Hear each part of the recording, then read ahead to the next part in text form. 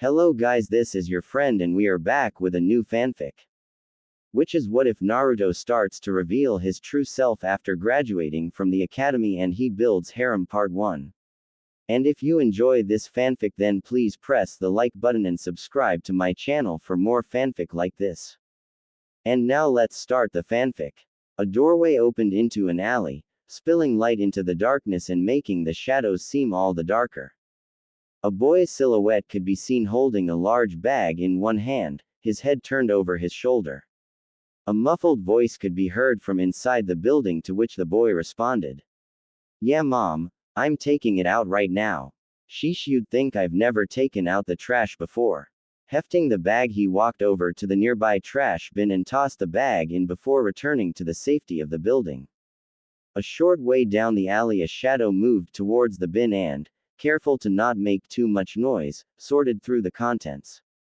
Shifting aside a few old ragged clothes and scraps of paper, he spotted something that instantly got him excited. It seemed someone was cleaning out old supplies, as there in the bin he found some scrolls and books. Just what he was looking for. After grabbing the items and stuffing them in his satchel, he did one more quick sift through before rushing off down the alley and into the night. A moment later, the same boy peeked out again from the doorway as the muffled voice from before came once again. "No, Mom, there isn't anything out there. It must have been a cat or something." Across town a bit later, a figure could be seen slinking through the streets, sticking to the shadows as much as possible. When it separated from them long enough to distinguish itself as human, it merely seemed to be a standing shadow from all the dark clothes it wore. Rushing into a nearby park, it instantly jumped into some bushes as some civilians walked by, unaware that he was only a few feet away, glaring as they passed by. After they were a comfortable distance away, soft sounds of movement were heard again as the figure moved towards the back of the park. In a section that was covered with various shrubs, it lifted a hidden doorway and slipped beneath the surface of the village. It was dark, but he knew his way by now. He had visited this place since he was very young, when he had found it completely by accident while running from a mob. After that, it became one of his greatest safe havens in the village. It was here that he would escape to when the glares became too harsh, or when certain celebrations were held that would cause him to need to flee from crowded areas when he was able to.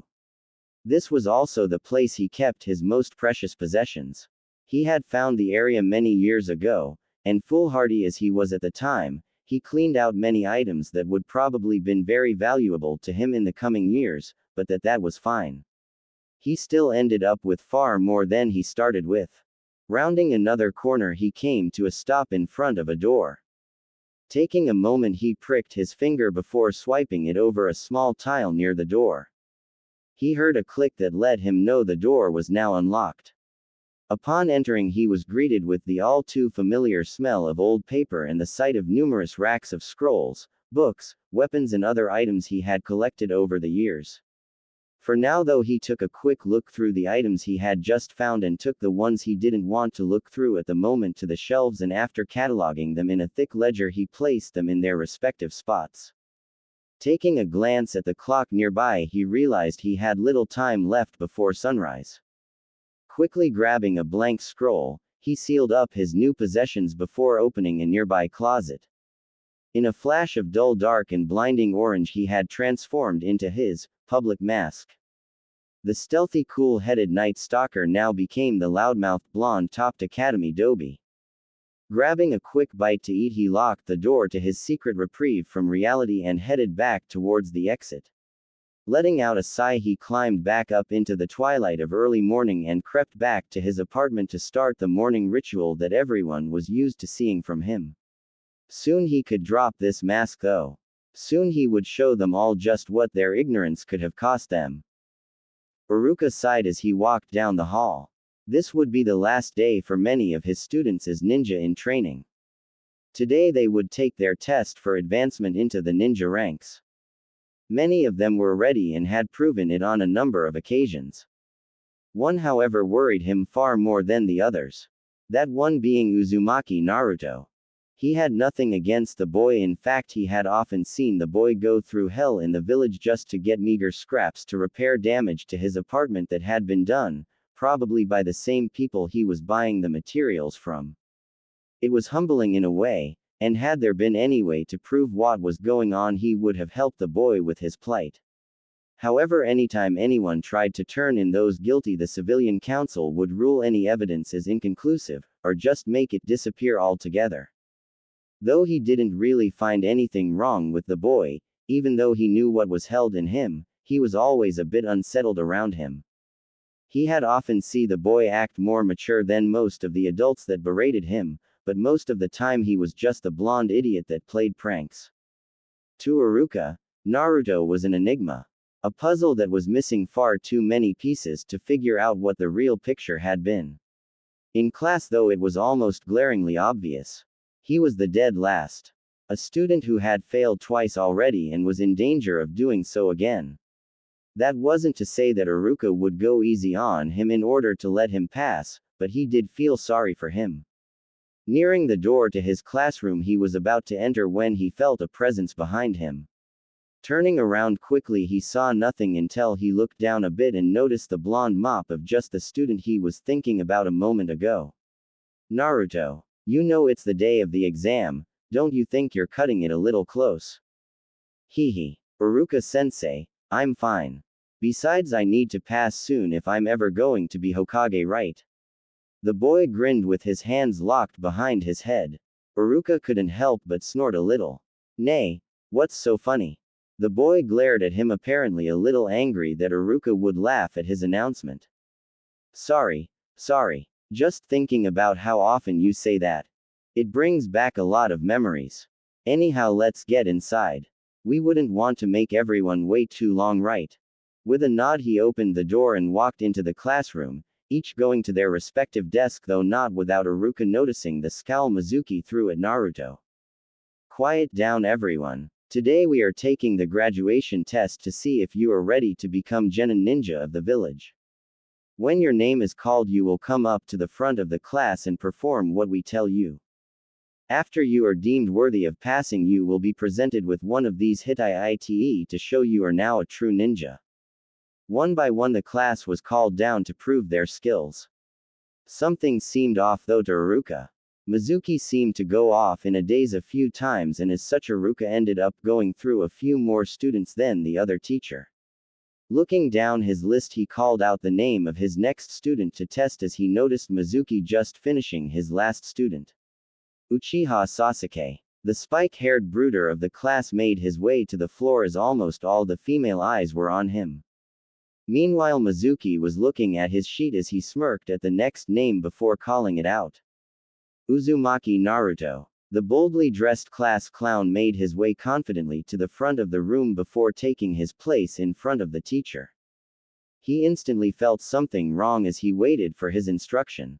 He got slightly distracted as he heard numerous squeals from behind him, signifying the Uchiha, in all his perfection, did another flawless jutsu. Scowling slightly, he barely registered that Mizuki asked him to do a bunshin.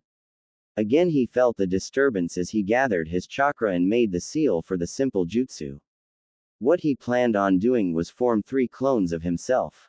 What he ended up was one copy that looked like a deflated blow-up doll in an orange jumpsuit. Instantly he knew what happened. Mizuki had screwed with his chakra flow. Scowling at the man, he sighed. He knew what was coming. I'm sorry, Naruto, but if you can't do the basic jutsu, we have to fail you, Mizuki said with a huge mental smile. His plans were going just as he planned. No one would believe the demon over him. He glanced at Iruka, who was looking between Naruto and his attempted clone, and just shook his head.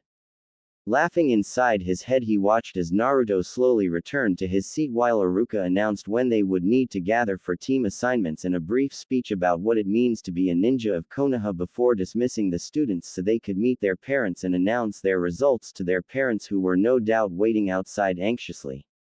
As they made their way outside, Mizuki slipped out with them to begin the next stage of his plan.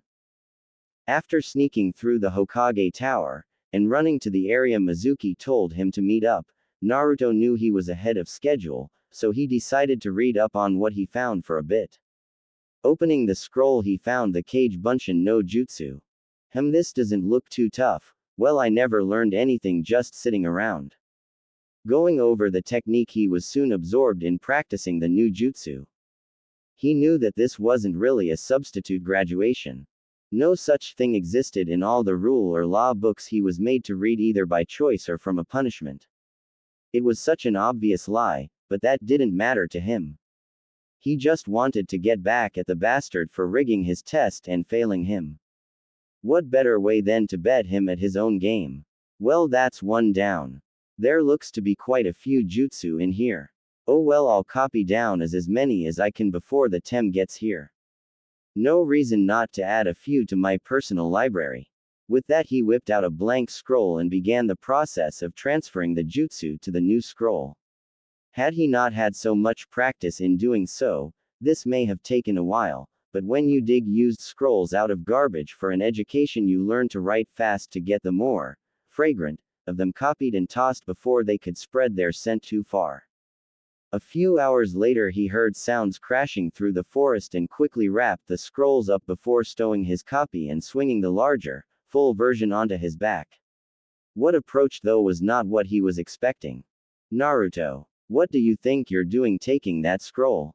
An irate Iruka stood at the edge of the clearing, breathing heavy and scowling at Naruto. Heh, I did it, Iruka-sensei. I learned a technique from the scroll, so I passed right. But where is Mizuki-sensei? He said he was going to meet me here. Did he have something else to do and sent you instead? It was the easiest way he could warn Iruka without blowing his self-made cover. He just hoped the light bulbs clicked on before the tem got there. As if on cue, Mizuki appeared on a branch overhead and started yelling about how Iruka was trying to steal the scroll and run. A brief exchange later found Iruka crouched over Naruto with a giant shuriken sticking out of his back. It took a moment for Naruto's mind to click from what he was just told. He may have been more intelligent than he let on, but to learn that there was a demon inside you wasn't something you easily believed. Suddenly the glares, the abuse, the treatment he was given in the village all these years made sense. For a second he stared up at the face of the man who just protected him, barely registering what he was saying before he shuffled out from under him and bolted into the woods with Mizuki hot on his heels. While running, he tapped some chakra into the bands around his wrists and waist to reduce his weight a bit, allowing him to put some distance between himself and the Chunin behind him. Once the man was out of sight, Naruto dropped down and hid to give himself a little time to process what he was just told. Again he was caught off guard when Mizuki and an injured Iruka dropped into the clearing right near him. He was able to hear their argument about how Mizuki said he was a demon and Iruka was defending him. He could see Iruka was in no shape to fight his peer with the wounds he sustained while protecting him. Mizuki obviously saw this too and was preparing to take out the other man as he reached for the other shuriken he had on his back. Forget worrying about demons and villagers. Right now he needed to focus. Someone was finally willing to defend him both physically and mentally. He wasn't about to let him die in cold blood. Pushing his thoughts aside, he pushed off and landed a kick to Mizuki's temple, landing between the two Chunin. Mizuki-tem, if you lay one finger on Iruka-sensei, I will break off each of your fingers and feed them to you digit by digit. Both men were taken slightly aback by the threat before Mizuki began to laugh. What do you think you could possibly do to me, demon brat? I am a Chunin while you couldn't even make genin. I will tear you apart. Then Iruka. Prepare yourself, boy, because this is the last moment of your life. Mizuki was off like a bolt of lightning, aiming to kill the boy quickly. He had to finish this and get out of here before Anbu had time to figure out where they were. Unfortunately, he realized too late how wrong he was. Right before his kunai had a chance to pierce the boy's jacket, his target simply disappeared. A little unsettled, he looked around the clearing before seeing a flash of orange in the trees above him. Mizuki-tem, for hurting a person who acknowledged me, I will invite upon you the same pain 1,000 times. Mizuki was about to retort when he saw Naruto form an unfamiliar seal. You wanted this scroll so bad, I will show you one of its secrets. Now you may know the horror of what you could have been. Taju Kage Bunshin no Jutsu. In a large puff of smoke, the clearing was filled with orange. The ground, trees, everywhere Mizuki looked, all he saw was orange. Goodbye, Mizuki Tem. With that, only screams could be heard as one gray-haired Chunin was beaten within an inch of his life. Hey, I think I overdid it a little. Naruto scratched the back of his head as he made his way over to check on Iruka. Seeing the man alive and only slightly injured, he was only slightly surprised when Iruka told him to close his eyes. After doing so, he felt pressure on his head. Again Iruka spoke, telling him to open his eyes, and congratulating him on his graduation. At this point though, Naruto could care less about graduation and instead hugged Iruka for finally accepting him as a person. The sun was beginning to show itself by the time Iruka and Naruto made it to the Hokage Tower with a couple clones carrying the restrained, bruised and bloody Mizuki. Making their way to the Hokage's office and finding him already present, they entered to give their report. What met them was not just the Hokage, but also his two civilian council advisors Homura and Kaharu. As soon as the two advisors saw the orange-clad boy, they immediately stiffened and glared at him, fighting off the urge to yell at the demon. They knew all too well what would happen if they broke Sarutobi's law while the man was sitting not 5 feet from them. Trained as they were in showing no emotions, Naruto could see the hate in their eyes all too well, but it wasn't them he cared about. No, it was the old man behind the desk that he was more concerned about. After all, it was that man that he had used his perverted jutsu on to get the scroll in the first place. He could only pray the Hokage wouldn't hold that against him. Well, hello Iruka-kun, Naruto-kun. I believe you have something that belongs to me, Naruto. He held out his hand and motioned Naruto forward. The boy had the decency to look at least a little ashamed as he placed the scroll in the Hokage's arm. First off, I would like to thank you both for your part in apprehending the traitor Mizuki and protecting the secrets of our village. Naruto, I especially want to thank you for playing the fool in order to expose this threat. Naruto was taken aback a bit before he saw the man wink at him. Second, I will be granting you both a B-ranked mission success with the pay to go along with it. But Hokage-sama, the boy is not even a ninja of this village. How could he work on, let alone complete a mission, let alone a B-ranked mission? Sarutobi glanced at Homura before speaking. I see he has a Hitai on his head, thus signifying him as a shinobi of this village. Isn't that correct, Iruka? Hi, Hokage-sama. While Naruto did not successfully complete the test in school, it was later found out that he had been sabotaged by Mizuki, who purposely failed him for the reason of offering him this second, graduation test. During our encounter with Mizuki in the forest, he showed he was more than capable of succeeding in his previous test in a combat environment by defeating the Chunin-level shinobi Mizuki, and as such is more than ready for his life as a shinobi. Iruka stood at attention and the three high-ranking officials could see the pride flowing off the man. Very well, then there are no problems there.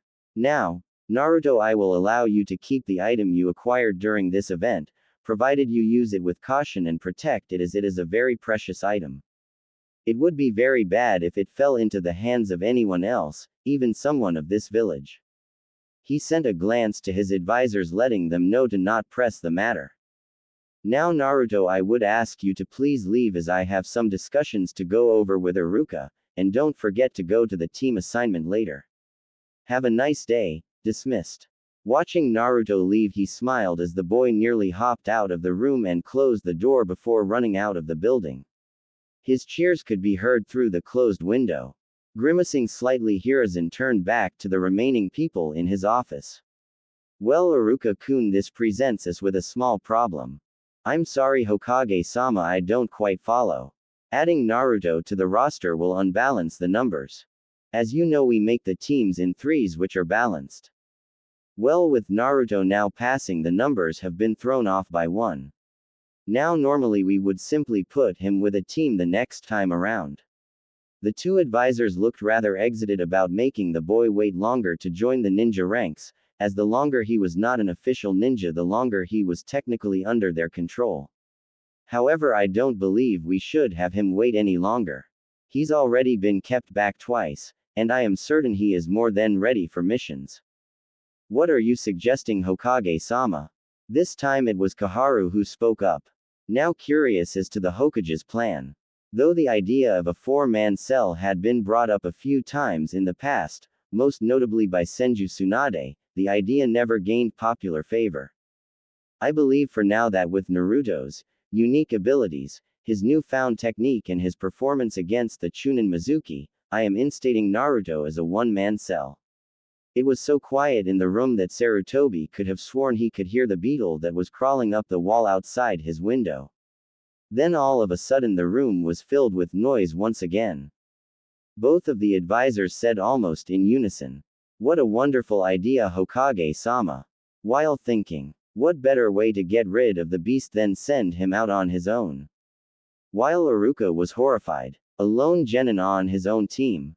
You can't really be considering this, Hokage-sama. He may have beaten Mizuki, but being sent on real missions, and who would be his sensei? When I last looked we were short-handed as is. He was my student and I cannot consent in this. To answer your question, yes, we are short on Jonin sensei, that is why he will not have one. He will be sent on missions which will be deemed capable of him to handle, or he will be placed with a team whose mission requires backup, but not so much that would merit sending a full team. The advisors were ecstatic at this news. It was like Christmas to them.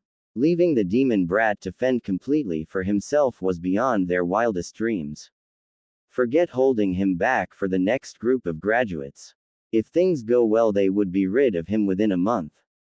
Iruka on the other hand was livid. He trusted the Hokage with his loyalty, but sending a lone genin out into the life of a ninja was unheard of.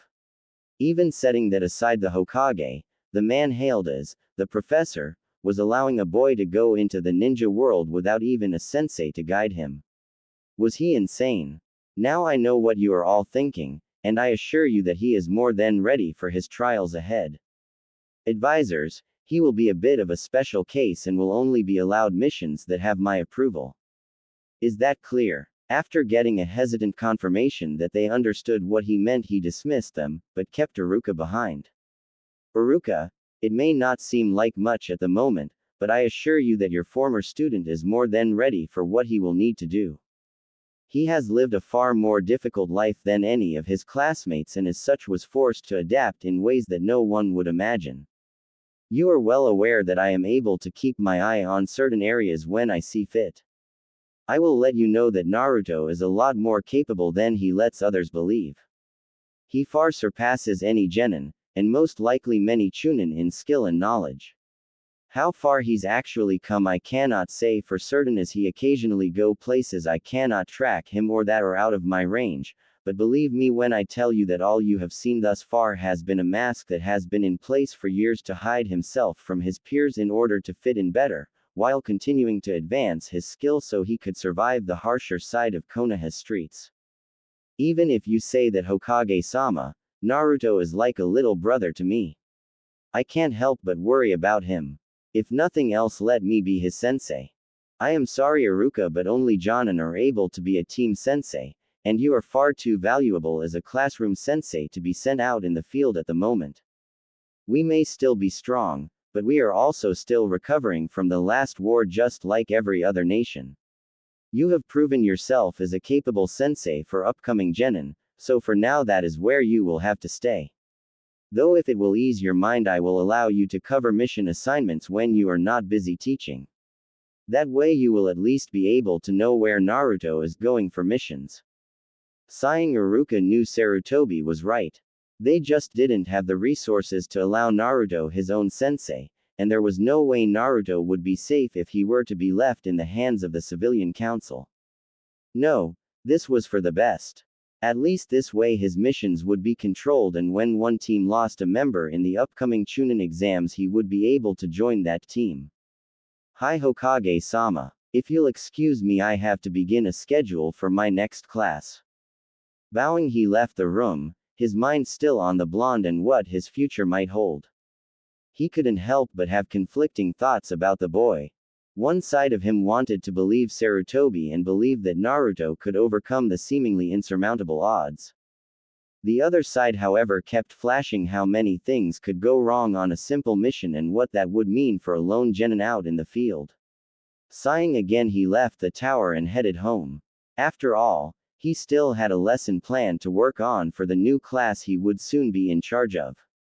Despite his attachments, he couldn't risk a whole generation of students by worrying about one person, no matter how close he felt towards the boy. The Forbidden Scrolls' secrets were now spread out in front of him in fresh scrolls. Separated and categorized, he was now considering which to go over. Seeing as he already had Cage Bunshin down, he decided to delve a little deeper with them. How many uses could a more durable clone have after all? He could make them explode, use them for diversions, or setting up traps while he lead his enemies to them. He remembered from copying the jutsu to that he would learn what they learned, so his already good chakra control would jump again by leaps and bounds, not to mention training his various skills. Yes, Cage Bunshin was definitely the right thing to learn first. The only drawback to the jutsu was that people with low chakra would be in danger if they created too many and spread their chakra too thin, but for someone like him with unnaturally high chakra reserves, it was perfect. Once again storing the scrolls he wasn't going to need at the moment, he stored what he would need in a scroll and grabbed a stocked supplies pouch and holster from a shelf. Heading to one of his closets, he picked out an outfit for the following day when he would go to the team selection at the academy. It was finally time for him to drop his mask a bit, and what a surprise they all would be in for. Dark green cargo pants with a black skin-tight shirt. Fingerless gloves and black ninja sandals. Then, to finish the look, covered shin and forearm guards and a ninja too. Yes, they would definitely be surprised. Making one last check to make sure he wasn't forgetting anything, he threw his chosen gear in a satchel before closing and sealing the door and heading out to his favorite ramen stand to grab some food. After that, he would go to his apartment, in which the ignorant villagers assumed he lived, for a good night's sleep to prepare for the fun that was sure to start tomorrow. Thinking back on all he's shown to everyone of his skill and intelligence so far, he couldn't help but chuckle, causing some passing villagers to glare a little harder at him. He didn't care though. He wasn't here for them. Protecting them didn't matter to him one bit if they weren't willing to believe in him. After finding out just why they hated him, he didn't really blame them too much. The demon he carried did kill their families and destroy their lives, not to mention taking the life of their hero. Even so, couldn't they at least see past that? He wasn't the QB, so why should they hate him? It wasn't like he was the one that went on a murderous rampage, so why did he deserve the abuse? Shaking his head, he concentrated on happier thoughts, once again going to finally casting a portion of his mask aside and showing what he could really do. Arriving at Ichiraku's, he sat down and ordered his usual miso ramen before starting a list of things to take care of tomorrow after the real him came out. Putting the emo Uchiha in his place and dropping his fake affection for the pink-haired banshee were near the top of his list. Not to mention putting the dog breath in his place. The most important though out of everything was going to be returning a certain pale-eyed girl's affections. He had wanted to do it for so long, and she was well worth it from his view, but he never did understand just what she saw in him, the scourge of Konoha. She was after all an heir to a clan. By all rights she should be able to get anyone she wanted, but she chose him. Now it was time for him to show that she chose well. The only problems he knew would arise were from two sources. The first being her clan, especially her father. Again, she was the heir, so would he be seen as unworthy? The second was the aforementioned mutt who had an obvious attraction to her. Like most males in his clan, he had already tried numerous times to claim her as his. Unfortunately for him, she was completely disinterested in his advances and always escorted around by branch members to and from the academy. Well, all that could wait until tomorrow. With a slurp, he finished his last bowl of ramen for the night before paying and heading off to his apartment. Sleep would come easy tonight since the action with Mizuki the previous night had kept him from his bed. Not that he really needed to sleep every night. That was another thing that became clearer once he found out from Mizuki about his tenant. He knew he had certain traits that were more advanced than a normal human, and some even more advanced than most ninja, short of having specific bloodlines. His hearing, eyesight, sense of smell and reaction time were better than an Inuzuka's. His regeneration left the doctors in baffled awe. Then there was his stamina and recuperation, which was borderline freakish even for a ninja. Even his speed and muscle density was different than most. But like every other one of his skills, he didn't showcase anything. As far as his classmates and most of the village knew, he was just a normal human, if not subpar, or, in most of the older generation's eyes, a reincarnation of the QB. Making it to his apartment, he decided to leave the rest of his thoughts until tomorrow and get some decent rest. He wanted to be ready just in case his team got a mission right away. He didn't want a lapse in judgment to cause any mishaps when he was supposed to be proving his true worth. After entering his place, he relocked the door and looked around just to make sure there weren't any surprises from villagers or ignorant ninja laying around anywhere. He learned long ago that he shouldn't move around too much without making sure everything was in order before doing so. Many painful experiences taught him that, but then at the same time he was a little glad they had happened. Aside from the whole unbearable pain thing he got from it, he also got quite a few sets of quality kunai, shuriken, explosive tags and other assorted weapons. Heck, his ninja to that he currently had stored with his gear for tomorrow was once set up to behead him when he laid down. That was one that he was happy to find, and glad that whoever set it up didn't pay too much attention to making the trap hidden. All it took was for him to trip the wire and slice. He had a brand new ninja to embedded in the rod he tripped the trap with. Double-checking the bed, he got undressed from his "Kill Me Orange" attire for hopefully the last time and hopped under the covers. His last thoughts before he drifted off were of his pale-eyed princess and the possible future they might have once he gains a little of the respect that has been overdue for him. Oh, wouldn't they be surprised? Eyelids now too heavy in the comfort of his mattress, he drifted off to a peaceful sleep. One of the few he's ever had. Deep within the bowels of the Hokage mountain sat a man behind a desk, his body half hidden by the bandages he wore. This man was Danzo, calm, cool and calculating. With him sat two others who, to him, were mere shadows of what they had once been, but even with their lax behavior he could see that there was a storm brewing behind each of their eyes. So what brings the esteemed advisors to my chambers? Surely there is nothing that one so lowly such as I could have that you need. His voice dripped with sarcasm. After all, these two were a key part in his plan to take over the rule of Konoha, and at some point the whole of Hai no Kuni and beyond. We have come from a meeting with the Hokage and thought it should be brought to your attention that the demon brat graduated yesterday after showing himself capable by defeating the traitor Mizuki and returning the forbidden scroll for the Hokage. Danzo's eyebrow twitched slightly in a rare moment of emotion. His chances at getting his hands on a particularly powerful weapon had just slipped away. However, there is a small ray of hope that comes from this. The Hokage saw fit to place the boy on his own team. Without a sensei, we must not waste this opportunity. Though we cannot give him missions ourselves, we can still manipulate the system enough to get him placed on certain choice missions where the risk is higher than it seems. Since we can no longer get him into your root program in order to control him, we have only the option of extermination. This must be carefully planned, Danzo. This absolutely cannot come back on us or it would cost us dearly. Danzo just sat and stared at the two former ninja through the entire explanation and for a short time afterward. The two advisors sat and watched him as he went into some deep thought. Well, we have more genin teams than usual, so it shouldn't be too difficult to delay him from getting a mission until all of the D-rank missions are gone. Nor would it be too difficult to assign him to assist a team on a slightly higher risk mission and add in some of my own men to make sure everything goes smoothly. Indeed, if we cannot control this weapon, then it will be of no use to us in the future. We shall take the necessary steps to ensure that the demon does not fall into the wrong hands for the good of Konoha. Nodding in agreement, the advisors delved into possible situations that they would be able to enact their plans. All three agreed that the best method would be to get the boy sent on a mission that had a high potential of raising in difficulty. It would only be a matter of time before one such case came to light.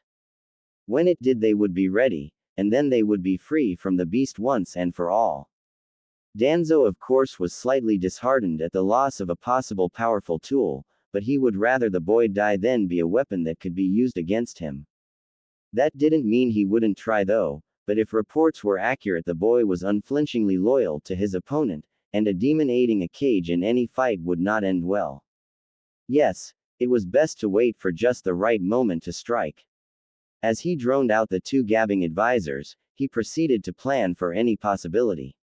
In almost every situation he came up with, he was very happy with the imagined results.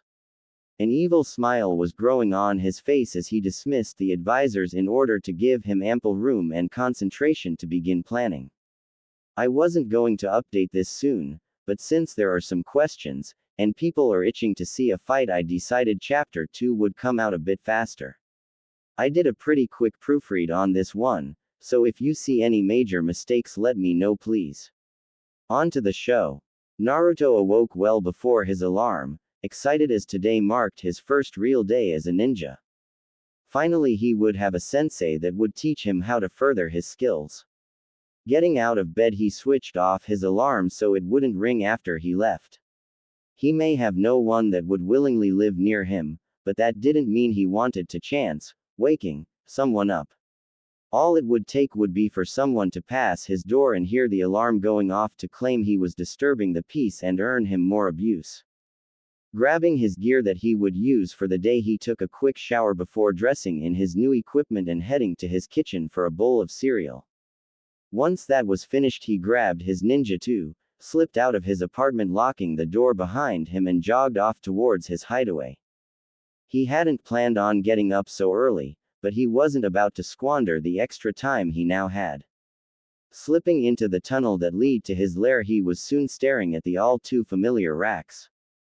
Crossing his fingers, he created a few cage bunshin and instructed them on what scrolls or books he wanted them to go over, or in a couple clones' cases, what weapons to train with. After all, muscle memory was a mental task, so it should figure in that he could improve his accuracy and reaction time with this method as well. The only things they couldn't give him was physical enhancements and directly increasing his chakra capacity, but control, accuracy, knowledge and reaction should all be well within his grasp. Nodding his approval, he made his way back out into the streets of the village, which by now were slowly filling. The glares wouldn't keep him from his destination today though, but he did notice with the glares that he was getting some other looks as well. If his attire was different enough to cause the villagers to pause in their glaring, he could only imagine what it will do to his classmates. As he walked, he went over all the people in his class that graduated. One by one he named them off in his head and weighed their strengths and weaknesses. It wasn't until he was almost done that he realized there would be an odd man out. With this realization came some worry that someone would be made to wait for an opening, and that the odd man out would be him. He didn't know who made up the teams, but he couldn't shake the foreboding feeling that the someone who did was going to try to screw up his future. Well, there was no point in worrying about something he couldn't change, so instead he opted to head to the academy even though it was still a bit early. With any luck, someone would be there to greet him or at least stave off his boredom while they waited. In the Hokage office, Sarutobi was considering his gathered Jonin sensei. Well, all but one, as Kakashi still hadn't shown his face yet, as usual. Sarutobi knew better than to wait. He knew where the man was, but couldn't understand his need to mourn his fallen friends and sensei so much. Honestly, it had been more than a few years, he should move on. Well, he would address that once again when the man showed his masked face later. Meanwhile, he would let the gathered Jonin know their new assignments. Now you all know why you are here, it is time for the Genin team assignments. Some of you have had teams before, others have not. I will leave it to you to train these genin as a show of my trust in your abilities. Try your best to make them into true Konoha ninja. A chorus of "Hi" resounded through the room from all jonin present. For those of you that have already looked at the graduating class, you may have already made your assumptions about the teams. I will tell you now that we had a late graduate and the numbers were thrown off a bit. My prior arrangements, however, are staying mostly the same. Team 1 will be. Sarutobi continued to name off the teams as their sensei wrote down the names given so they could familiarize themselves with who they were going to teach. Quote. Team 7, Hitaki Kakashi, Haruno Sakura, Uchiha Sasuke, Inuzuka Kiba. Team 8, Yuhi Kurenai, Hyuga Hinata, Aburame Shino, Magami Harem. Team 9 is still full. Team 10 Sarutobi Asuma, Nara Shikamaru, Yamanaka Ino, Akamichi Choji. Team 11 Uzumaki Naruto. All of the Jonin looked at the Hokage shocked. Nay, Hokage-sama, isn't Uzumaki still a genin? Yes, Kurenai he is. Then how can you make him a sensei? What makes you think I made him a sensei? Kurenai studied the man, trying to think of how he wouldn't be considered a sensei. Following the pattern for every other team, by naming Naruto first, that was declaring him a sensei. Hokage-sama, I assumed that since you named him first. You should know better by now than to assume. If we lived off assumptions, we would have all been dead a long time ago. In a sense, yes, he is a sensei, but not of a team. Had you allowed me to finish, you would understand. I have discussed this with the boys' teacher Yumino Aruka and my advisors. Since our numbers are off by 1, we have decided that Naruto will be a team unto himself. Therefore he will be both sensei and student in a one-man cell. He will be allowed missions that I deem he is capable of, and be allowed to join in on missions that may need just a little extra assistance, but not a full team for backup. At first the Jonin were shocked, but once the information got digested they could see the benefits of such an arrangement, though opinions of just what that usefulness entailed differed a bit between all those gathered. Now you know your teams, be ready to pick them up around noon today so you may get to know them, and if you have time, test them. Dismissed. The gathering soon dispersed until the door closed, signaling the final person leaving. Kakashi, you can come in now. A shadow shot through the window and landed nonchalantly in front of the desk. Sorry, I didn't want to interrupt the meeting with my late arrival. Cut the chit-chat, Kakashi. I know your teammates and sensei meant a lot to you, but it's time to move on. I want you to start being on time for meetings, especially with this year's team. You have the last Uchiha and I expect you to train him and help him if he develops his Sharingan. Do not neglect your other students though. After all, a team is nothing without all of its members. Sarutobi locked his eyes on the gray-haired man in front of him. Hi Hokage-sama, but what about Uzumaki? Your speech doesn't seem to fit all situations. Kakashi grinned at catching the Hokage's slip. At least until the older man laughed. You misinterpreted my meaning, Kakashi. As I said, a team is nothing without its members. Since Naruto can create all the members he wants on the fly, he carries his team everywhere he goes.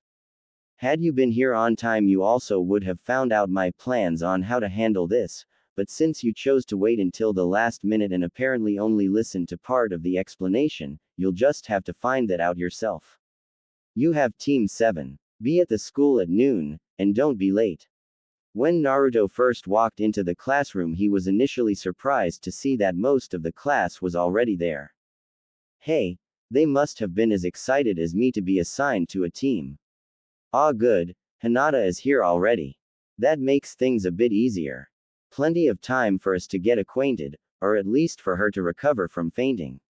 Walking across the room towards the girl, he was stopped halfway by a hand grabbing his wrist. Looking down, he found himself staring into the slitted eyes of an Inuzuka. Kiba. What the hell are you doing here, loser? This is only for people that graduated, not failures like you. Kiba barred his fangs as a low growl escaped his mouth. Check the forehead, moron, I did graduate. Now I suggest you let go before you regret what you are starting. Naruto narrowed his eyes and released a little killing intent at the dog user, catching him off guard. Recovering quickly, Kiba already had a retort spilling from his mouth. Ha! Like Adobe, like you could do anything to anyone from a clan like mine. I'd tell you to go crying home to you parents, but that would only work if you had some. They probably died by falling on their own kunai, assuming they were even ninja. Kiba was about to laugh until he felt a new wave of killing intent wash over him. This one much stronger than the last. Naruto could stand many things. He handled beatings, he dealt with verbal abuse of himself, he let the raised prices that he had to pay for nearly everything in the village slide. The one thing he would not stand for though was people badmouthing his parents. Sure, no one may know who they were, but that didn't mean he'd stand for someone belittling them. He had an image of his parents and how they would have lived. For someone to try to stomp that into the ground, that was something he would not let slide. Grabbing the boy's hand, he jerked it free from his wrist before grabbing it and twisting, causing the boy to cry out in pain. Listen well, Mutt. I may not know who my parents were, but neither does anyone else here. Even so, I will not let you sling words about so easily and thrash my image of them into the dirt. If you do so again, you will be off mission duty before you can even start. With another small tug, he caused Kiba to yelp in pain before letting go. Ignoring the glare that was boring into his back as he continued walking.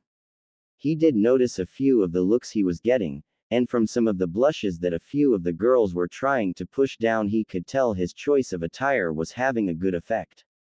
On the other side of the room alone, Uchiha was seething at the look the blonde pulled off so well, and the reactions he was seeing. Attention was being pulled away from him, and that didn't sit well with the Avenger. He was an Uchiha, the elite of the elite. How dare someone try to steal his spotlight? Standing, he made his way over to the blonde moron.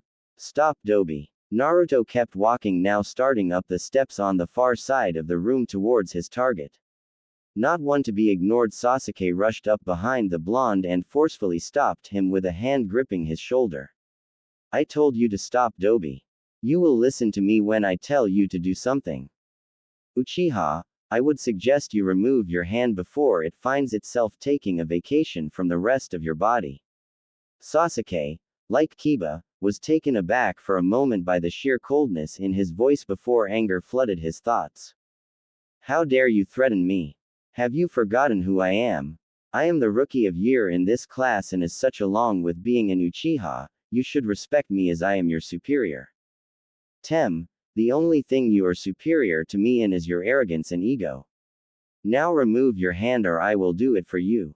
Naruto grabbed a couple of Sasuke's fingers and began to bend them backwards slowly to drive his point home. By the wincing of Sasuke's eyes, he could tell it was having the desired effect, until Naruto Baka. Let Sasuke-kun alone. The dynamic duo enters the scene. The pink-haired banshee and her blonde sidekick, the class slut. How dare you lay your filthy fingers on him? You don't deserve to lick the bottoms of his shoes. Wow. Even for Sakura, that was a bit harsh.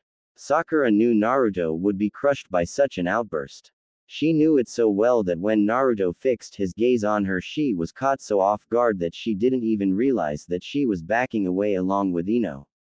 Sakura-san, I would suggest you keep your voice down. Otherwise you will make your precious Sasuke-kun deaf along with half the village. Sasuke, you really should keep your whores in line.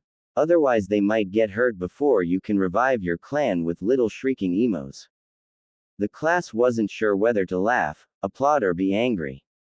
Sasuke, being the Avenger he is, of course chose the latter and forcefully turned Naruto around. Reacting faster than they all knew he could, Naruto drew his ninjutsu and had it placed at Sasuke's neck before the boy knew the sword had even been unsheathed. And you, should sit back down like a good boy and brood like you normally do. The Uchiha will not make a comeback without anyone to fill a family dossier. Sasuke was at least smart enough to realize the danger he was in with a blade to his throat. Finally he released his hold on Naruto's shoulder. Good boy. Now run along, I have better things to do than play with you.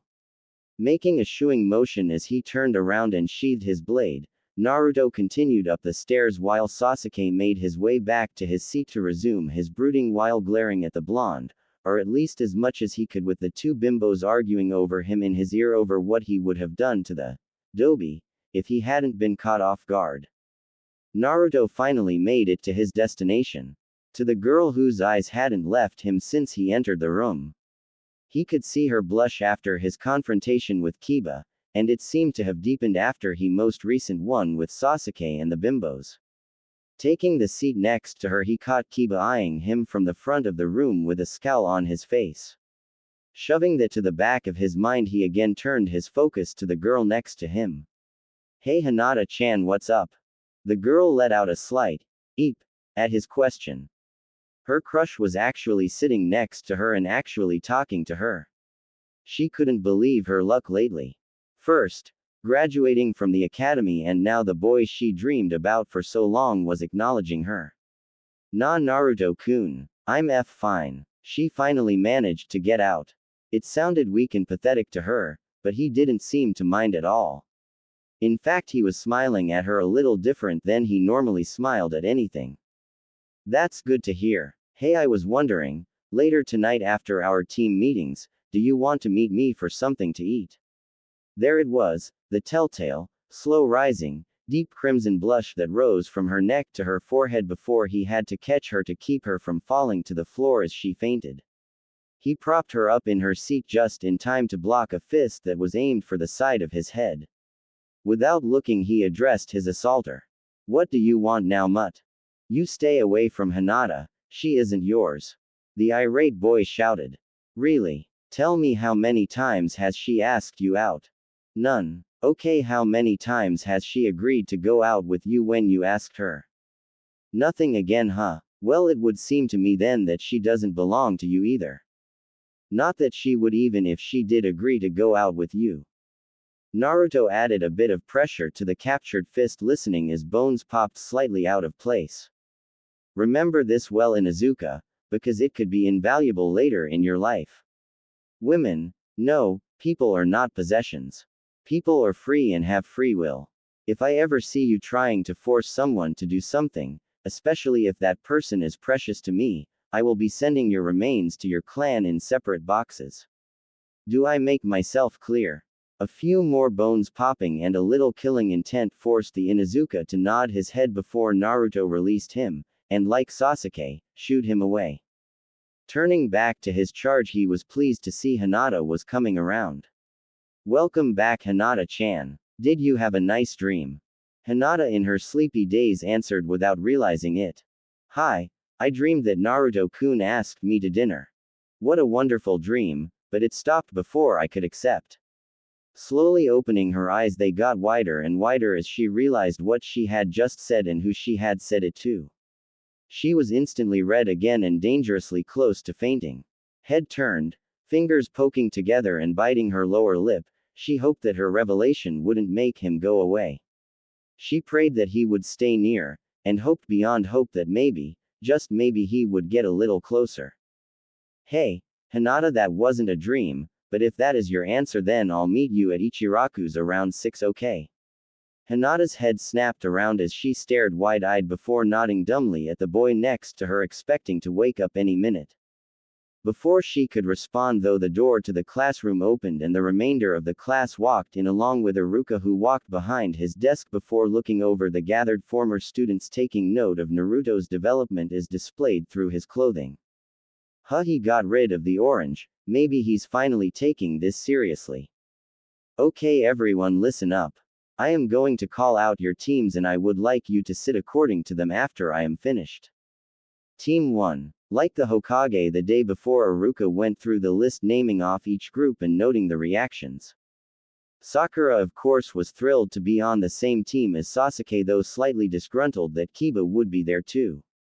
At least she could handle him better than Naruto. Hinata, Shino and Harem were mostly indifferent, though Hinata's head drooped a bit since Naruto wouldn't be on her team. Shikamaru was asleep and Choji sat eating a bag of chips while Ino ranted about having to be on their team. Then he got to the last team, but despite what the Hokage told him, he wanted to make sure the decision was okay with Naruto. "Uzumaki, Naruto, would you follow me for a moment?"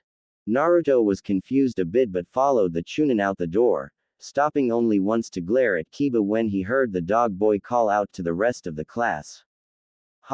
I knew he didn't really pass. Clenching his fists, he stepped outside the door as Iruka pushed it shut. Naruto, I'm not supposed to do this, but I think it is only fair. As you probably realized, you are the odd man out. This doesn't usually happen, but when it does, we usually hold the extra person until the next set of graduates. We cannot add you to a current team as that would unbalance the whole system we use dealing with 3-person cells. So basically, I'm going to have to wait until the next class is out before I can go on missions even though I graduated. Naruto said through clenched teeth. Iruka could only sigh. He knew he had to tell the boy the Hokage's plans, but that didn't mean he liked the idea. Naruto, the Hokage decided to give you a unique chance. This has never been done before, so let me explain everything before you make a decision. Receiving a nod, he continued. The Hokage has decided to make you a team in and of itself. That means you will have no teammates, but also because of the low number of active Jonin sensei, you will not have a sensei either. Any missions you do will be approved as fitting for your situation based on what the Hokage believes you are capable of. You will also be able to go with a team as backup on a difficult mission should he decide such a thing would be beneficial. Naruto, I can't stress how unique this situation is and that it is completely untested. I am offering you a chance to back out and wait for a full team with a sensei. He watched as emotions played across the blonde's face, making him unreadable in the situation. After a few minutes to consider his options, Naruto looked up at Iruka and gave off his biggest smile. Sensei, I have only one favor to ask. Announce it to the class that I accept this privilege, but on one condition. I don't want an assigned sensei, ever. If someone comes along and wants to teach me something, then so be it, but aside from that, I don't want anyone forced into that position. It would only be detrimental to the system. Iruka could tell by the mischief in the boy's eyes that he would not be swayed on the matter. So, resigning himself to his fate, he nodded before re-entering the room. The students looked on in confusion as Naruto made his way back up to where Hinata was and leaned on the wall behind her, as his previous seat was now occupied by one of her new teammates. Looking through the class, Iruka suddenly got rather nervous at what he was about to do. The Hokage was making him place a new marker in history with this simple action. Never before had there been a one-man ninja cell, and especially not one without a sensei. Sighing again, he addressed the class. For those of you that are wondering, Naruto has indeed graduated, but in doing so he has thrown off the numbers a bit. Normally we would hold the odd man out back to wait for a full team, but the Hokage has decided to offer Naruto a unique privilege. One that he has already agreed to. Naruto is now formally Team 11 and will have no Jonin sensei. He waited as the information registered through the room. Shock, awe, humor and rage were all present. It was Uchiha Sasuke that was the first to recover though. How come the Dobi gets such an offer and not an Uchiha? He'll get himself killed walking out of the mission hall. Naruto just shook his head while Ino supported Sasuke's reasoning. Sakura did not support it though, as she wanted to stay on his team. Kiba followed Sasuke's lead next. He probably got put by himself because Hokage-sama knew that no one would want to group with the loser. Some people openly laughed at that, but Naruto just let the insults roll over him as he leaned against the wall, not really caring what anyone said. That is enough, Iruka shouted in response to their remarks. I will not have anyone talking down to their allies, and since he may at some point be assigned to work with you, you should show some respect since he may save your life one day.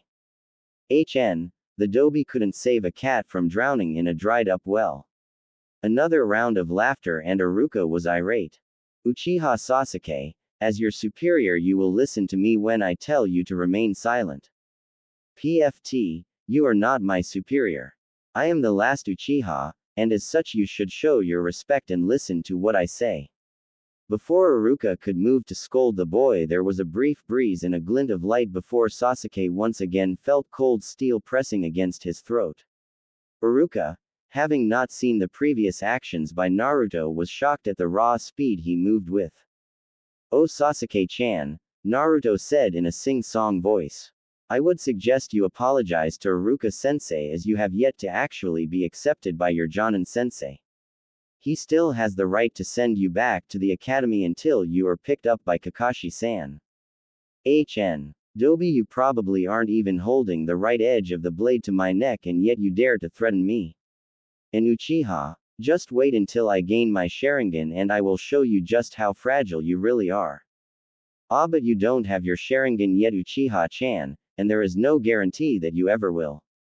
For all we know, you could simply only be worthy of passing on your genes to a new generation while the rest of us lowly citizens take care of all the hard work.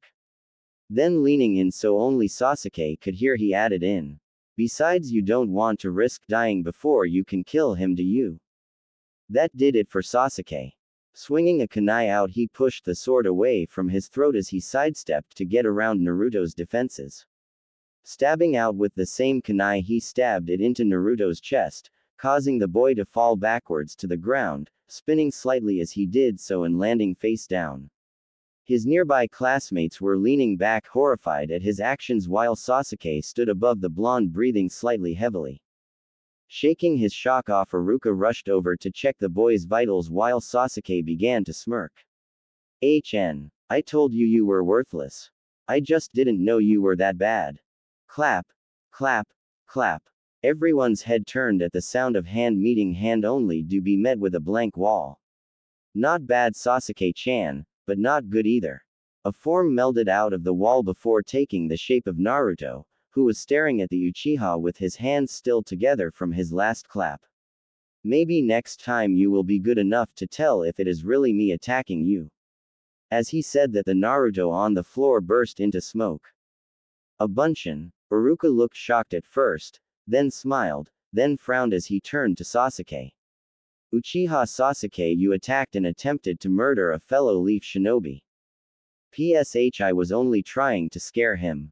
How could I know that his reaction time sucks that bad that he couldn't dodge such a slow strike? Regardless, you attacked him. As such, this will be brought up to the council to decide a fitting punishment. Sasuke just smirked. He knew that the council would do nothing more than giving him a slap on the wrist, if that. Before he could retort though, Naruto cut him off. Don't worry about it, Iruka-sensei, it was only a Bunshin after all, and a low-powered one at that. See, the Dobi knows his. Besides, it's not like Sasuke-chan can hurt me anyway. At least not with that pathetically slow movement. Now since I don't have a sensei to wait for, I'll thank you for excusing me. With that, he walked to the door and left the classroom. Turning to glare at the Uchiha once more, despite his astonishment at how Naruto just waved off the situation, Iruka gave him one last warning. Naruto is a bit of a special case. Had you done that to anyone else here, they would have died and their blood would have been on your hands. This is the only warning I will give you. Do not even think of attacking a Konoha ninja again. Turning around and sitting at his desk once more, Iruka addressed the class. Before I leave, I would just like to let everyone know that it has been a pleasure to know the majority of you during this class, and I wish you all a safe and productive ninja career. With that, he left them with a shunshin. In the classroom, silence reigned as everyone took in everything they had seen and heard that day. It was this silence that welcomed the first of the Jonin as they entered the room. Team 8. Follow me please. Team 10. Let's go. As people started to leave with their sensei, Kiba made one more attempt at Hinata on her way out with a slap to her ass. However, his hand never made it to its target as a small cloud of bugs blocked its path. Looking up, he found the glasses of the ever-stoic Shino facing him. I would suggest that you leave her be, Kiba-san. She does not wish for you advances, and angering Naruto-san is inadvisable. Kiba could only stare in shock at the boy as he'd always thought Shino was mute. As Shino caught up with his team, Hinata turned his way. Thank you, Shino-san. Do not worry about it. I merely did not wish to see Kiba-san endanger his life while Naruto-san was near. Startled, Hinata took a last glance through the room only to catch a glimpse of a blur out the window. She could only assume it was Naruto, and sent him a silent thanks for looking out for her. A click of the hand hitting the knob of the door was all the warning the Hokage got as Naruto barreled into the office. Hey OG-san, what's the deal with putting me alone huh? I mean you didn't even give me a sensei. Ah Naruto-kun, I'm happy to see you. I knew you would be by soon for this discussion. Well, to answer you I need to ask you a question myself, and I expect a straight answer. Suddenly the man behind the desk was not the cheerful Hokage, but the deadly serious leader of a ninja village. Who trained you and how powerful are you? Naruto scratched the back of his head and smiled, showing no reaction to Sarutobi's personality change, nor the killing intent that was aimed at him. Hey, I don't know what you mean, but I'll try to answer as best I can. No one trained me, and I'm more powerful than I let show in the academy.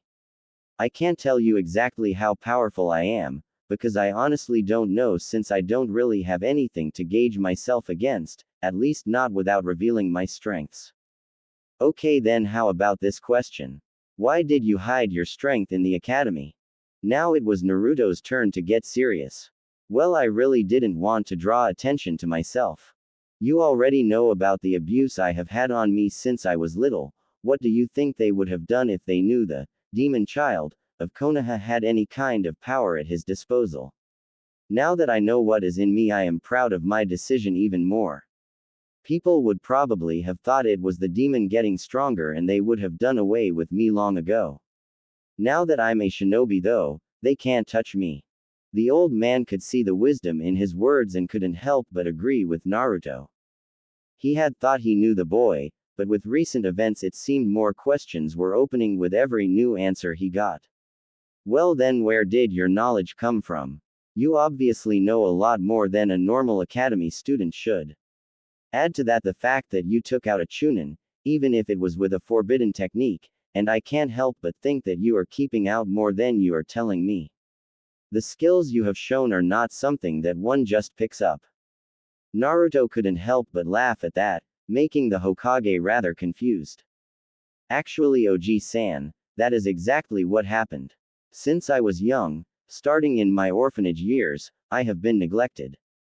Since I was never given enough food to really live off of, and never given new clothes or other necessities, I decided to take it into my own hands and began to rummage through trash to see what I could find. Often I would find discarded weapons and scrolls which I would stash in different places around the village for safekeeping. I knew not to keep them in the orphanage since someone would just confiscated them claiming I stole them. Once I was thrown out though, it became even more of a necessity to fend for myself. I was able to sell some of the items I found and buy food, though I knew the prices were shifted. I didn't care though. At least I was alive. While I was running from a group of villagers one night, I stumbled upon a hidden place. It was well hidden and rather spacious considering its location. After cleaning it out of all the stuff that would be worthless to me, I began collecting my stashes and storing them there. It wasn't long after that, only a year or two, when I learned to read and later given my apartment. Once I was able to do that, I began to study everything I had collected. Learning about chakra control was the hardest, but I got it down and kept practicing until I was good at it. It was while I was reading one of the books I collected, an old history of Konoha book, that I learned about the Yodime and what he did. He became my idol and I decided to become a ninja. Once I decided that, I poured myself into my collection and resumed my rummaging to find anything I could. After a while I started testing myself. I would watch other ninja train to get an idea of what to do when I got stuck, but other than that it was mostly reading and practicing on my own. I did pranks around the village to see my limitations. When I found out what they were, I would train more to surpass them. The only problem I had at that time was getting the materials for my pranks, but that was solved with some trips to a few select training grounds, and some rather ambitious villagers. I would gather forgotten weapons and scrolls from training grounds or study the way the ninja trained, taking notes to review later. I was able to get most of the tools for my pranks from traps though. It seems certain people decided they should conduct a small crusade against me by rigging my apartment with traps. By that point though, I had been pranking so much that I was able to figure out how the traps worked and dismantle them. I again took notes and worked the traps into my pranks, though on a less lethal scale. The ninja I carry was from one rather elaborate trap, and is one of my more prized possessions. The rest was rather fun getting. Ever notice how there aren't many weapons and supplies left behind in Training Ground 44 after previous Chunin exams? That's right. Nothing got wasted. A huge smile creased his face as he finished. The Hokage was at first shocked, then angry. Are you insane? Do you know how dangerous that forest is? You could have been killed from any number of things. Oh, calm down, Gigi-san. I'm still here. Besides, I like that forest. Since no one ever goes there, it's kind of peaceful. A great place for jutsu scrolls and other supplies too, I might add. As far as danger goes, it's proven less lethal than the village, at least for me. The Sandame couldn't believe it. Here was a freshly graduated genin telling him that the forest of death was peaceful, and that he had people break in and set traps in his apartment to try and at least harm him if not kill him. Yet, he seemed completely unfazed by all of it. Even Itachi, the prodigal Uchiha, didn't like going into that forest alone when he started in Anbu, and yet here is a boy without even a team or sensei telling him that he basically went there to see what he could collect after Chunin hopefuls had been through the area. Speaking of which, Naruto, if you collected items after the Chunin exams, have you seen dead people in there as well? Well, sure I have. It would be kind of hard to get weapons off of live people. Didn't it bother you at all? I mean, I have seen many such exams and some of them can get rather messy. Sure, I was bothered by it at first, but then my survival side kicked in and I figured, hey, they're dead, so it would be a waste to just let stuff rot and rust out there when it was perfectly good to use. Again, he couldn't believe the simplicity of Naruto's thought process, and yet he could see behind it a massive intelligence. He had never heard of any ninja before even attempting to train themselves with no help. Heck, he didn't even know it was possible to figure out how to control chakra without aid. He couldn't help but wonder with a little regret at just how far Naruto would have gotten had he had guidance. He was brought out of his thoughts as he registered someone speaking to him. Sorry, what was that, Naruto? I said, when am I starting missions? Since I don't have a sensei, I can't really wait to be ordered to do something right. Right. Well, since it is team selection day and missions won't be handed out to most teams until after they are tested, which means about 2 days. I will leave that up to you. Tested? Tested for what? We're already genin. That is true, but that was only to see if you were mentally capable of being genin. The real test will be held tomorrow morning and focuses on the true aspects of what it means to be in a ninja cell. You mean like teamwork and safety, right? Sarutobi smiled, overjoyed that Naruto had found out the secret behind the test without even having a description of the test. Yes, Naruto, and you have just proven that you are indeed capable of becoming a genin. There are those that believe they are better than others, or those that believe that they don't need help to achieve their goals. They will not work well in a cell, and since we operate, with one exception, in cells, they would not work well in this environment and will be sent back to the academy repeatedly until they realize that. I see. It only makes sense. I mean, if you don't watch your teammates back, why should they watch yours, right? At that point, everyone is just fighting for themselves, and a battle would quickly become a massacre if the opposing side works together. With every word he spoke, Sarutobi Hiruzen grew more and more proud of the boy in front of him. If only all of the students came out with his outlook, but that would be a fairy tale wish, he knew. Very good, Naruto. You are proving yourself the better of many of your peers already. So, getting back to your question, I believe you can start missions as soon as you're ready. Well, then I'll start now if you'll let me. If that is what you want, you can head down to the mission hall and hand them this scroll. They will know what to give you after they've read through it. Thank you, Oji-san. I'll make you proud. Bowing, Naruto left the old man to his work. You already have, Naruto-kun. You already have. Sighing, he dove back into his paperwork, thoughts straying every now and then to the boy that had come and the man that had left. Already he was well on his way to his dream, if that was still his dream. He could no longer be sure of anything about the boy save one bit: the boy would be great. Down in the mission room, Naruto walked in to see a bored Chunin sitting behind a table laden with scrolls and documents. All official missions for Konoha and separated by rank.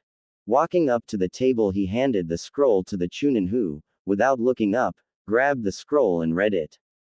Almost mechanically, he grabbed a mission scroll from the D rank pile and tossed it to the boy in front of him. Naruto grabbed the scroll out of the air and headed out the door. There had been zero conversation between the two, but it didn't matter to Naruto. He had his first official mission now, and it was to find Tora, the fire daimyo's wife's cat. It escaped and was last seen in the woods near Training Ground 3. Well, no time to lose. Mission scroll in hand, he headed off to Training Ground 3. When he arrived, he saw it was just an average training ground, with 3 posts and a memorial stone. The only unique thing he saw was a masked man standing in front of the memorial stone, just staring at it. He cautiously walked up, making sure to make a bit of noise so he didn't spook the man. Scaring a ninja is never a good thing if you value your life. Oi, did you know some of them? Without turning, the man answered. Hi, my teammates and my sensei. That was years ago though. I really shouldn't still beat myself up over it, but I just can't seem to let go. I see. I am sorry for your losses, but you should really think about what they would have wanted. I'm sure there are more productive ways to spend your time than staring at a stone all day. It's obvious you're a ninja, so I would say training more, so that you can protect those still alive. That way you won't have to stare at more names than you already are. The man's eyes grew wide at the simple revelation, and he turned around to see who had given him such advice, only to find no one there. Turning back once more, he glanced at the names again. Is that your way of letting me know it's okay? Fine, I will make you all proud. Obito, Rin, Sensei. A shunshin later, the man was gone, leaving one unnoticed genin shuffling through the brush, tracking a cat. Naruto had easily gained on his target and soon spotted it playing with a flower in a small clearing. Creating some cage bunshin, he set them up in a perimeter before he himself moved in to confront the feline. Hey there, Tora. I read that you're a ferocious beast, but you don't look that mean to me. What say we get you back so that you can see your owner again? You must miss her.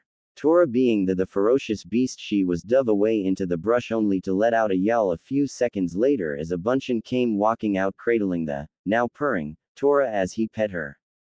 Handing her over to the real Naruto, who continued the petting, he dispersed as Naruto turned and left the clearing on his way back to the mission hall.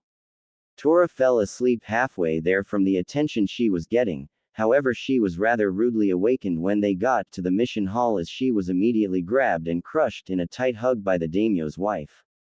Naruto instantly pitied it as he walked towards the Chunin again to hand in the mission scroll. Again, without looking up, the Chunin took the scroll and read over the report. Then looked up astonished to see Naruto. You beat the old record. No, shattered, destroyed, obliterated it. How? What are you talking about? Checking to make sure the woman had left, he addressed Naruto again. That cat is the bane of Konoha's genin teams. It runs off so often that it has been somewhat of a competition and standard in skill level. I guess you can't really blame the cat though. I mean, you saw how it's treated. Anyhow, you took less than a half hour to successfully retrieve the thing, beating the old record by over 2 hours. Not to mention doing it solo. Teams have spent days doing this mission before. This one is definitely going in the books. Well, you're dismissed. Excellent job. What? That's it? One mission and I'm off duty? Isn't that a little, light? Naruto asked, a bit confused. It wasn't anywhere near a time that would give him something to do. Namely his dinner with Hinata, provided the girl remembers. Well, I suppose you could take another mission. We don't normally have people complete them quite so quick, and most genin aren't really that eager to do D ranks. I don't think I qualify as most genin. I believe in making the most of what you're given. Right now I have time on my hands, so I might as well do some more missions, right? Sure, I guess. Well, I have fence painting, weeding a garden, cleaning out gutters, helping with a house move, picking apples. He was cut off by Naruto. Just give me 10 or so and I'll be on my way. Slightly confused still, the Chunin picked out 10 various missions and handed them to Naruto. I guess I'll see you in a few days. Naruto just gave him a smirk before walking out the door, making the Chunin slightly unsettled. When he made it outside the mission building, Naruto formed his familiar cross, and in a cloud of smoke there was now a small battalion of Narutos looking back at him. Alright guys, form up in 10 lines. As he waited for the clones to follow his orders, he looked through the scrolls he was given. They were all menial tasks, but he knew he couldn't expect much as a fresh genin. Stealing his resolve, he handed a scroll to the first clone in each line. Okay guys. You have your missions, now go get 'em done. A resounding, "Yush," was his answer before a blur of blonde, black and green was shooting to their specified destinations around the village.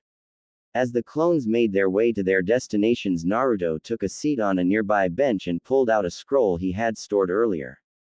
There was no point in wasting time by just sitting there. Over the course of the next few hours, clones reported in and dispersed, allowing him to write mission reports from the memories they gave him. In between reports, he had plenty of time to go through his current scroll on basic kenjutsu forms. He already knew basic kenjutsu, but why not go more in depth? With Kage Bunshin at his disposal, there was no reason to just sit and study as they got the missions done. This way he could earn money to live with and further his skills at the same time. As the last of his clones came in, it was already mid-afternoon and he had picked up a quick lunch between clone reports, so he decided to pack up his belongings and hand in his reports. Entering the mission hall once again, he found the same Chunin sitting there looking just as bored as before, if not more so. Giving a slight cough to alert the man of his presence, he laid the mission scrolls on the table as the other man lifted his head. All finished. You can verify if you like, but if you don't mind, I have things to do this afternoon, so I'll take my leave. Bowing to the man, Naruto walked out of the room to his next destination.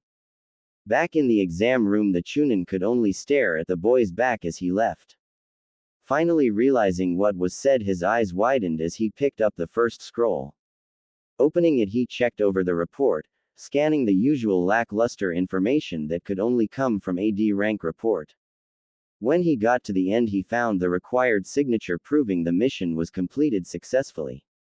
Not only that, but he found a note stating how well the genin performed the task. Quickly sifting through the rest of the missions, he saw that each one was similar, with many having notes in admiration of the boy's eagerness to do the best job he could. Honestly, he didn't think someone could give a rave review about painting a fence or walking some dogs, but there it was. What he couldn't figure out was how a lone genin could accomplish so much in a week, let alone half a day. Naruto had completed all the missions given in half the time a lone jonin could. Hell, he had seen genin teams with overeager jonin sensei take longer. There was something slightly off here and he couldn't put his finger on it. He would take it up with the Hokage as soon as his replacement came. Speaking of which, the door opened and in walked another Chunin looking a little sheepish. Sorry, I had a little trouble at home, so it took me a little longer than I thought to get here. Don't worry about it. Because you were late, I got to see something extraordinary, so we'll call it even. If you'll excuse me, I need to go see the Hokage about a certain matter from today's missions. With that, he walked out and headed to the Hokage tower. Signing in at the secretary and being given the okay to enter, he found himself in front of the leader of the village. Hokage-sama, I have some information that I believe you would be interested in. It concerns a certain whiskered individual. Waiting for the sign to continue, he took in the man sitting behind the desk. The god of shinobi in his prime, he felt a little ashamed that such a legendary figure was out of his prime and stuck doing paperwork. His thoughts were cut short when Sarutobi turned his head to face the new arrival, showing his attention was now on the Chunin. Sir, one Uzumaki Naruto came in for missions today. I was unaware that we had a one-man cell, so I was a bit skeptical but gave him a D rank mission anyhow. He completed catching Tora in about 24 minutes, the old record was 2 hours 47 minutes. He completely obliterated it. Sarutobi was shocked. Normally catching a stray pet wouldn't warrant such a reaction, but this was Tora. The cat that many claimed was possessed by a demon. Furthermore, he asked for more missions. There was nothing to say he couldn't do more than the required amount, but when he asked for multiple at once, I reluctantly gave them to him and sent him on his way. I don't have times on each being as he did them back to back, I'm guessing. Regardless, he once again threw reason out the window as he completed them all just a short while before I came here. Normally I would be happy that a team would be willing to do multiple missions, but to do 11 in half a day, not to mention solo. Sir, I don't know how to continue with this. We've never had an issue like this come up. Issue? I don't see any issue here. If anything, it's a blessing. D rank and low C rank missions have been piling up as of late. It would seem some people are getting a bit too comfortable, but there isn't much we can do about that. To have anyone willing to do multiple missions in that range of difficulty is not something we should turn from. Please relay this to the other mission distributors. Uzumaki is to be given as many D rank and any low C ranks that allow him to stay inside the village.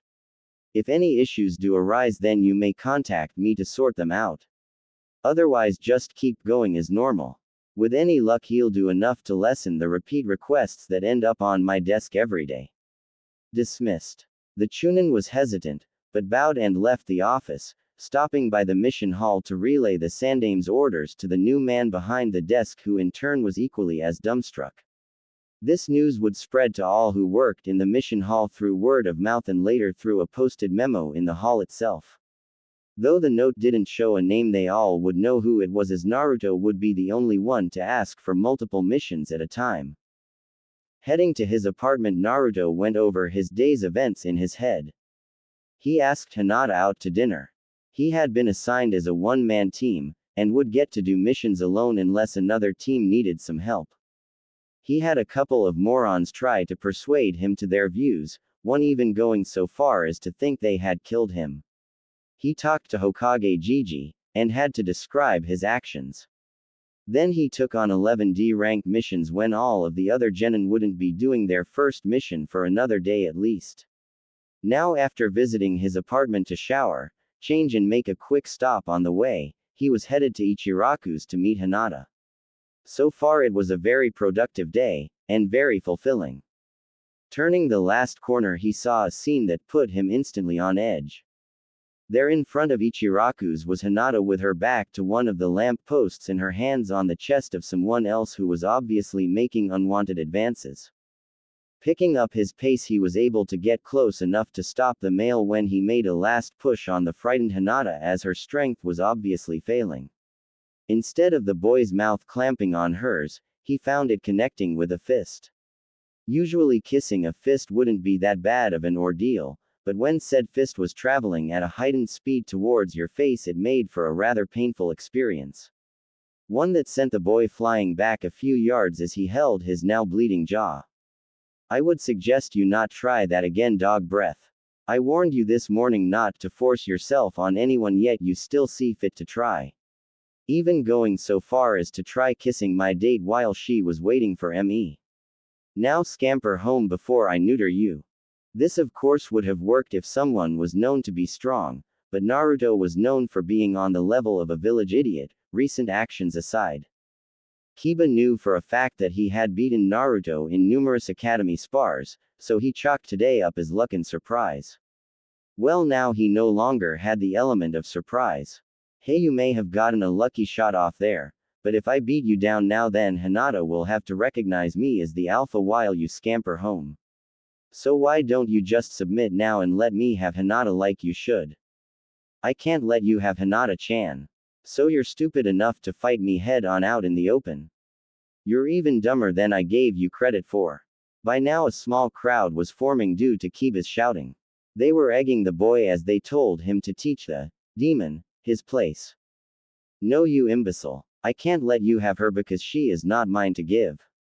She is no one's to give. Like I already told you this morning, people are not possessions. That fact obviously didn't get through to you the first time, so I can only hope your limited brain capacity can wrap around it now. Hinata is free to choose who she wants to be with. Whether that is me, you or anyone else is completely up to her. The whole, alpha male, thing may be how your clan runs things internally, but this is the real world, Scruffy. Out here there are other rules to follow, and if you don't follow them there will be consequences. One such rule is not making unwanted advances on the opposite. No means no, and from what I saw earlier you went far past the point of no. Naruto could see the hate in the other boy's eyes even while his own was showing in the tight clenching of his fists.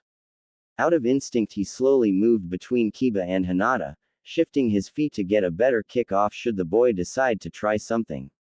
He wouldn't have to wait long. Crouching to the ground, Kiba let out a low growl. Akamaru was at home sleeping off his recent cold, but that didn't matter, he wouldn't need help to finish this quick, and it seemed the onlookers agreed. Every few seconds he could hear them saying, "Looks like we get to see the demon bleed again." Or, "Hey, maybe he'll actually cry this time." Kiba's ego was being boosted to new heights as his sensitive ears picked up each remark, though they confused him at the same time. Then without any warning he was off, closing the distance between himself and his target in only a couple seconds. One of his benefits of belonging to a clan like his was that running was no stranger to him. He had to run around his clan's compound multiple times before he even left for the academy in the morning, not that he minded though, it was just Akamaru's morning walk. He was now far too fast for any normal academy graduate to follow, let alone react to. Naruto, however, was no simple fresh off the press academy graduate. Before Kiba was even a foot from his starting point, the blonde had already drawn his ninjutsu for the third time that day.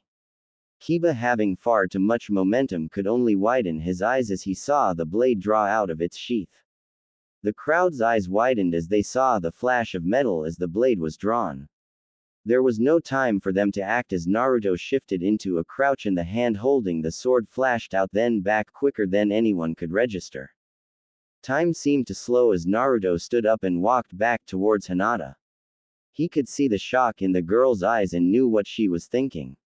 "Don't worry, Hinata-chan. I only hit him with the pommel. He just had the wind knocked out of him. He should be able to move again soon enough.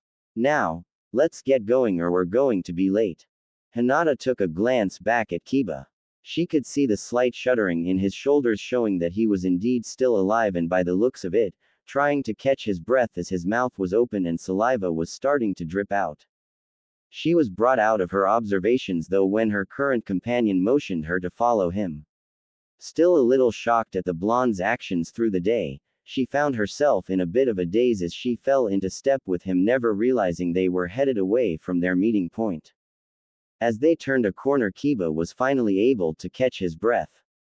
Glancing around, he found no trace of the dobe or his desired mate anywhere, but what he did see all too well were the shocked and slightly depressed looks of the villagers that had gathered. Why were they depressed? He was the one that got humiliated. It was then that it hit him. He was just soundly beaten by the dead last in the middle of the street. Grinding his teeth, he stomped off towards his clan's compound. He would demand his mom up his training. No dead last was going to beat him.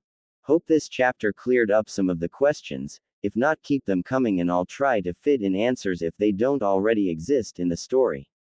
This chapter is also closer to the length of most of the chapters in this story. Few will be less than 10k words while at least one has exceeded 14k at this point. Enjoy.